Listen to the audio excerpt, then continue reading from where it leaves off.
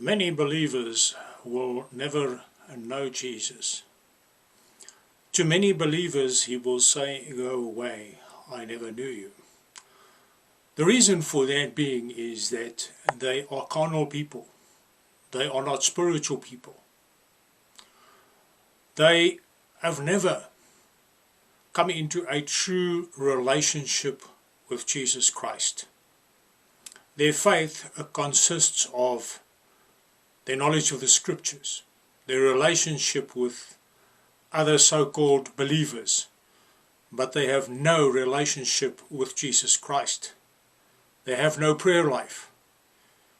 Jesus said, "My sheep know my voice, and they listen to me. They follow me." If we do not have the Spirit of Christ, we will not hear him. We will not listen to him. Jesus said to the Samaritan woman, I read from John chapter 4, verse 23. He said, "But an hour is coming, and now is, when the true worshippers shall worship the Father in spirit and in truth. For such people the Father seeks to be his worshippers. God is spirit, and those who worship him must worship him in spirit and in truth." If you want to follow Jesus Christ, you need the Holy Spirit.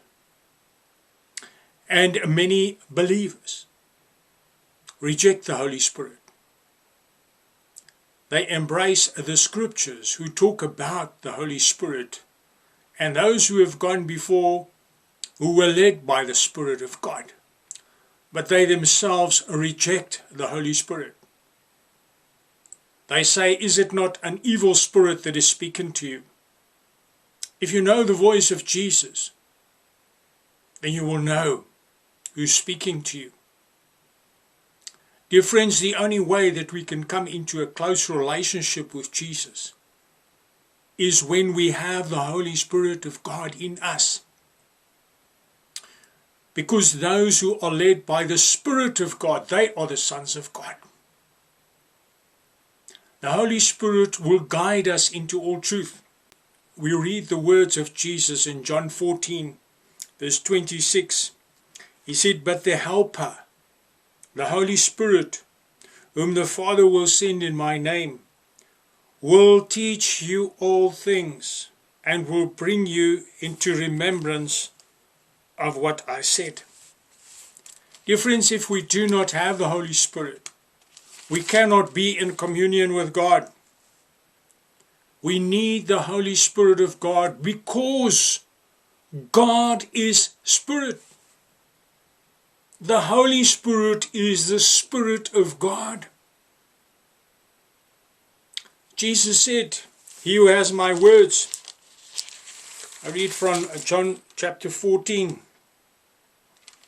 He said, verse 21, "He who has my commandments and keeps them, he it is who loves me, and he who loves me shall be loved by my Father, and I will love him, and I will disclose myself to him."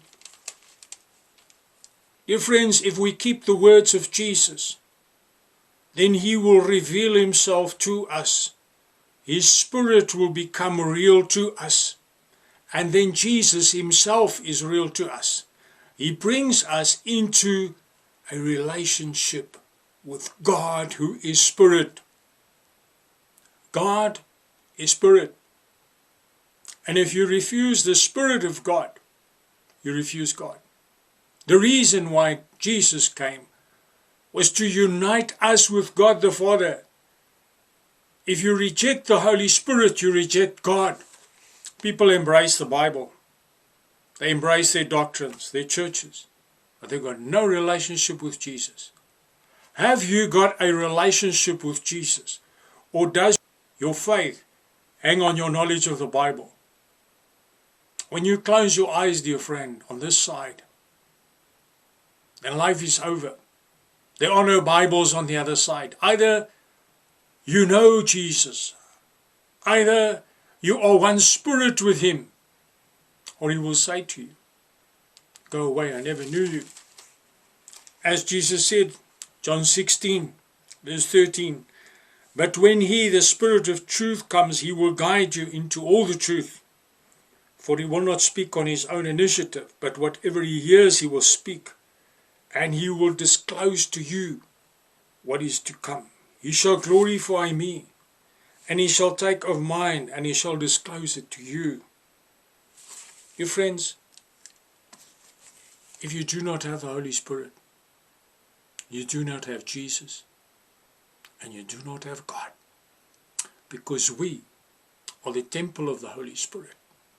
And if you refuse the entry of that Spirit, the Spirit of God into you, you have no communion with him, no relationship with him whatsoever.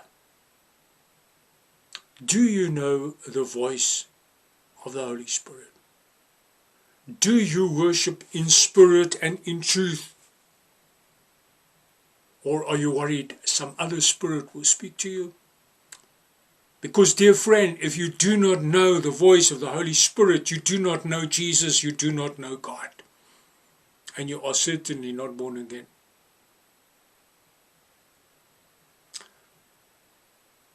We need to have the Spirit of God. Do not refuse the Spirit of God. Humble yourself before Jesus.